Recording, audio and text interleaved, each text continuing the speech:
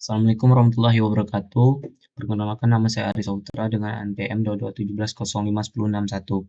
Di sini saya akan menjelaskan teori komputasi, bahasa, dan automata.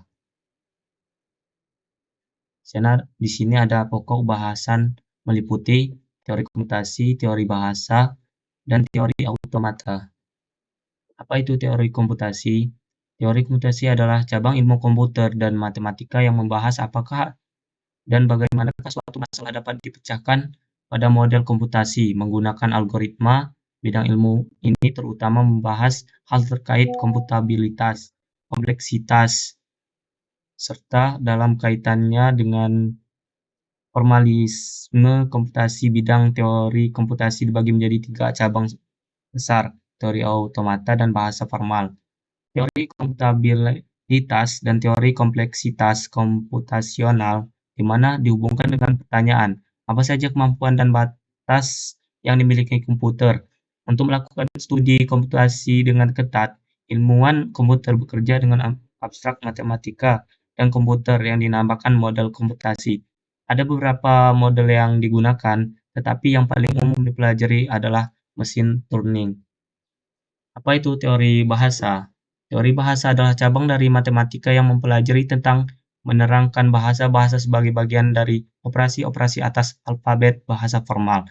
Teori ini sangat dekat dengan teori automata, karena automata digunakan untuk membuat dan mengenal bahasa formal. Terdapat beberapa kelas dan bahasa formal, tiap-tiapnya membolehkan spesifikasi pada bahasa kompleks daripada satuan sebelum itu, hierarki Chomsky, dan tiap korespondensi kepada sebuah kelas dari automata yang mengenalnya, karena automata digunakan sebagai model-model dari komputasi. Bahasa formal lebih disarankan sebagai mode spesifikasi untuk semua permasalahan yang harus dikomputasi. Di sini ada bidang teori komputasi meliputi 3, yaitu 1. Teori automata. Teori automata adalah ilmu yang tentang mesin abstrak, atau lebih tepatnya adalah sistem atau mesin abstrak matematis dan permasalahan komputasi yang bisa diselesaikan oleh mesin-mesin ini. 2. Teori komputabilitas. Teori komputabilitas adalah cabang ilmu dalam ilmu komputer dan matematika yang berfungsi pada batasan dan kemampuan komputasi. Teori ini mencoba untuk menjawab pertanyaan-pertanyaan fundamental mengenal apa yang dapat dan tidak dapat dihitung oleh mesin-mesin komputasi. Yang ketiga, teori kompleksitas. Teori kompleksitas adalah cabang ilmu dalam ilmu komputer yang mempelajari berbagai aspek tentang sejauh mana masalah-masalah komputasi tertentu dapat dipecahkan secara efisien. Nah, di sini ada jenis-jenis model komputasi, ada FSA, ada PDA, ada mesin Turing. Bisa disebut dengan Turing machine. Di sini ada pengertian FSA, PDA, dan Turing machine. Nah, yang pertama ada FSA.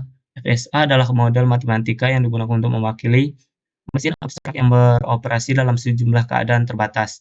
Ini adalah salah satu model dasar dalam teori bahasa formal, teori automata, dan ilmu komputer teoretis. Bisa dapat digunakan untuk menjelaskan berbagai jenis sistem yang memiliki tingkat keterbatasan dalam pemrosesan informasi. Yang kedua ada PDA. PDA adalah jenis automata yang digunakan dalam teori bahasa formal dan ilmu komputer teoretis untuk mengenali tata bahasa kontekstual yang lebih kuat daripada bahasa yang dapat diakui oleh finite state automata (FSA) atau finite state machine atau disebut FSM. Ciri utama dari PDA adalah memiliki tumpukan state yang dapat digunakan untuk menyimpan dan mengakses data sementara. Tumpukan ini memberikan pada kemampuan untuk meningkatkan informasi dan input sebelumnya dan membuat keputusan berdasarkan informasi yang tersimpan dalam tumpukan. Di sini ada Turing machine. Turing machine atau disebut mesin Turing adalah model komputasi abstrak yang diperkenalkan oleh Alan Turing pada tahun 1936. Model ini merupakan salah satu kontribusi paling penting dalam teori komputabilitas dan ilmu komputer teoretis. Mesin Turing digunakan untuk merumuskan konsep komputabilitas dan membantu memahami apa yang dapat dan tidak dapat dihitung oleh komputer. Yang terakhir, apa itu teori otomata? Teori otomata adalah ilmu tentang mesin abstrak, atau lebih tepat adalah sistem atau mesin abstrak matematis, dan permasalahan komputasional yang bisa diselesaikan oleh mesin-mesin ini. Mesin-mesin abstrak ini disebut sebagai otomata. Otomata berarti sesuatu yang melakukan sesuatu dengan sendirinya. Teori otomata sangat dekat dengan teori bahasa formal. Otomata sering diklasifikasi oleh beberapa kelas dari bahasa formal karena mereka memiliki kemampuan untuk mengenal. Sebuah otomaton bisa merupakan representasi bahasa formal yang terbatas, yang bisa merupakan himpunan tak terbatas. Otomata digunakan sebagai model teoritis untuk mesin komputasi dan digunakan untuk kemampuan komputabilitas. Baiklah, mungkin sekian. Apabila ada kesalahan, saya mohon maaf. Wassalamualaikum warahmatullahi wabarakatuh.